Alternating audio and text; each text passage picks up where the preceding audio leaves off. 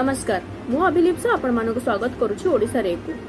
मुख्यमंत्री श्री नवीन पट्टनायक आज video conferencing जरिया राज्य स्तरीय बैठक में अध्यक्षता कर समस्त संभाव्य विपर्यय प्रस्तुत रहा राज्य प्रशासन को निर्देश देइछन्ति।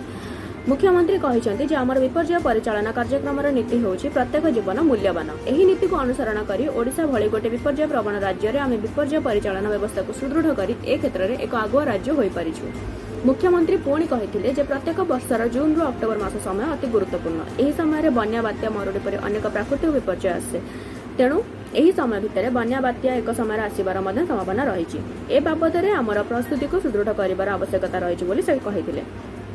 भुवनेश्वर महानगर निगम कमिशनर थिबा संजय सिंह हेले सूचना और लोकसंपर्क विभाग प्रमुख सचिव से बीडीए और Bhubaneswar smart city limited CMD दायित्व में रहिबे। औषध निगम परिचालना निर्देशिका जामिनी सारंगी को मिलेला साधारण प्रशासन विभाग ऑफिसर ऑन स्पेशल ड्यूटी दायित्व।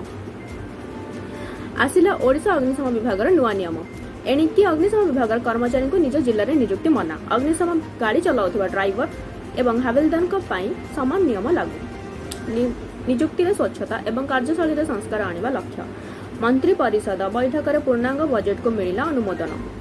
माँ कटकचंडी मंदिर नवकलेवर जमी हराउथिबा शैलबाला महिला महाविद्यालय को मिलिबो स्वतंत्र पैकेज।